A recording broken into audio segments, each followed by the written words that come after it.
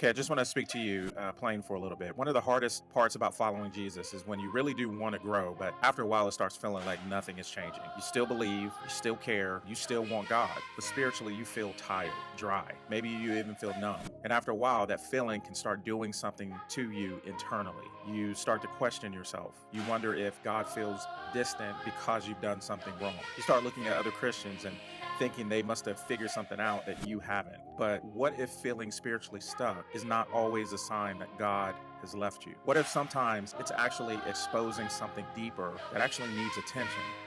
That's what I want to talk to you today about.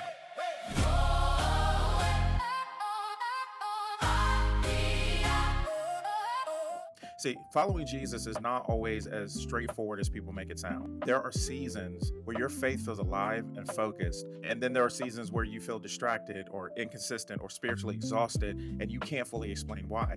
And when you're newer in the faith, those seasons can really discourage you because nobody prepares you for how uneven spiritual growth can feel sometimes. My name is Maurice, and this channel is really for people who are trying to follow Jesus in a practical and honest way without feeling overwhelmed by everything. And what I want to do in this video is walk through a few reasons why you may be feeling spiritually stuck right now. Now, some of these may encourage you, but some may challenge you a little. But I think understanding these things can help you stop carrying unnecessary guilt and start paying attention to what's actually happening underneath the surface. One thing that quietly discourages a lot of Christians is that we often expect spiritual growth to happen much faster than it actually does. Your expectations of spiritual growth may not be realistic. We tend to imagine spiritual growth as something dramatic. We think that once we really commit ourselves to God, we should immediately become more disciplined or more spiritually confident. And we expect temptation to weaken quickly. We expect consistency to come naturally. But see, when Jesus talked about spiritual growth, he often described it the way a farmer talks about planting seed. In Mark chapter 4, Jesus describes the seed growing slowly beneath the ground, and the person planting it doesn't even fully understand how it's happening. That's important because it reminds us that growth can still be taking place even when you cannot immediately see dramatic results. Sometimes people become so focused on the fact that they still struggle that they completely miss the ways God is already changing them. You may still wrestle with temptation, but your response to it may be changing. You may still fail sometimes, but conviction may come quicker now than it used to. You may not feel spiritually mature yet, but your heart may already be softer toward God than it once was.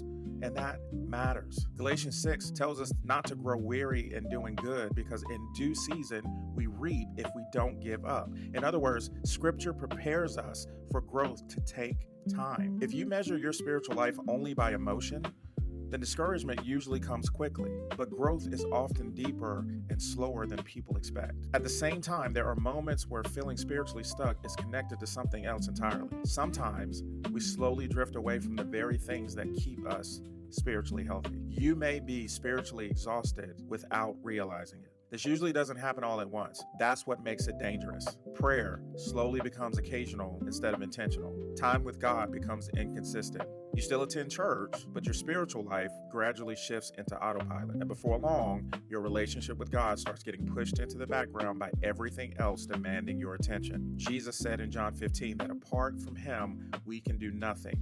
He compared spiritual life to branches remaining connected to a vine. Branches don't survive by trying harder. They survive by staying connected. And sometimes what we call spiritual dryness is actually spiritual exhaustion. Your mind is constantly stimulated. Your attention is scattered all day. You're carrying stress, pressure, distractions, responsibilities, and noise non-stop. And eventually your soul starts feeling the weight of living disconnected from rest and consistent time with God. In Psalm 1, the person who delights in God's word is described like a tree planted beside streams of water. Healthy trees survive because they stay rooted near the source that feeds them. I think many Christians are trying to survive spiritually on one emotional moment a week.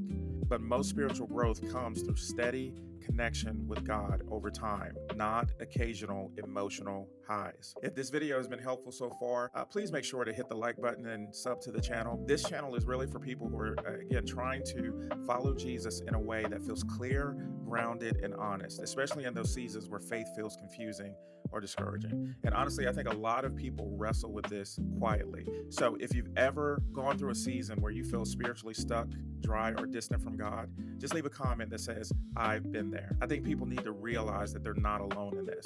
All right, let's keep going. Now, there's another piece to this that I think affects a lot of people right now, especially in the world we live in. You may be feeding things that are quietly working against your spiritual life.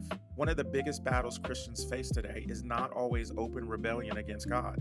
Sometimes it's just constant distraction. We live in a world that is constantly shaping our attention, our desires, and even our emotional lives. And if we are not careful, our minds slowly become formed by endless entertainment, comparison, noise, outrage, and distraction than by time with God. That affects people more than they realize. You want closeness with God, but your mind never slows down. You want peace, but your attention is constantly fragmented. You want spiritual hunger, but your life is filled with so much noise that your heart rarely has time to breathe. Romans 12 talks about being transformed through the renewing of your mind. That means what consistently fills your mind eventually shapes you. And Galatians 6 warns that whatever we continually sow into our lives eventually produces fruit. So sometimes spiritual stagnation is not because God has disappeared. It's because our attention has slowly been consumed by too many other things. Now, there's another misunderstanding that causes a lot of sincere Christians to become discouraged. And I really think this next one matters. You may be mistaking struggle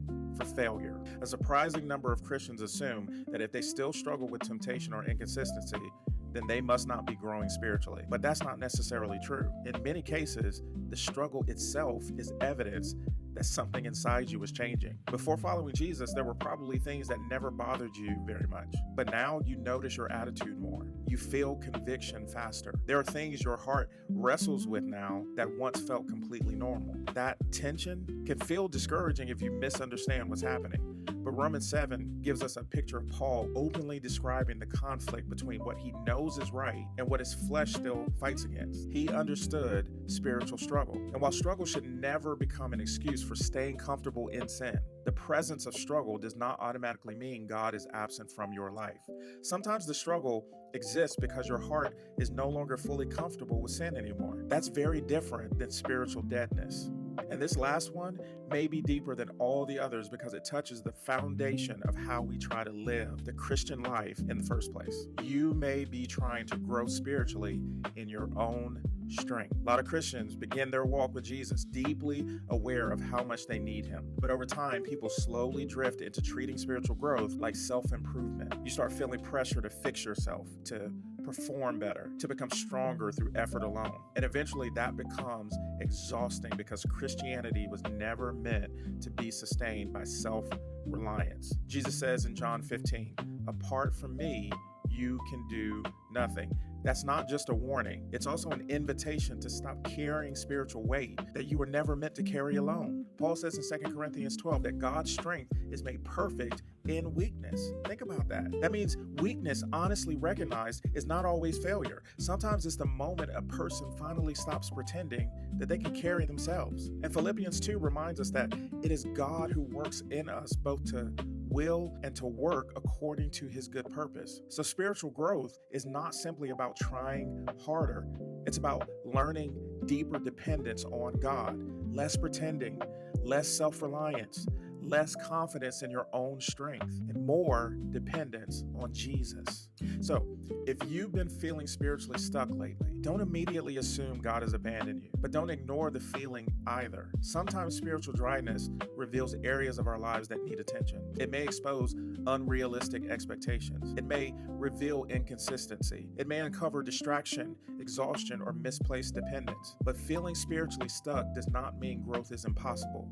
In many cases, these seasons become the very moments where people finally slow down enough to recognize how deeply they still need God. And sometimes the deepest spiritual growth becomes when a person finally becomes honest enough to say, "God, I can't do this without you." Again, if this video helped you, please go ahead and subscribe to the channel. And if you've been feeling spiritually stuck for a while, there's a good chance you've also started questioning whether or not you're actually growing. So I want you to watch this next video on 5 signs you're actually growing spiritually. Because sometimes the problem is not that God isn't working, it's that you've been looking for growth in the wrong places. See you next time.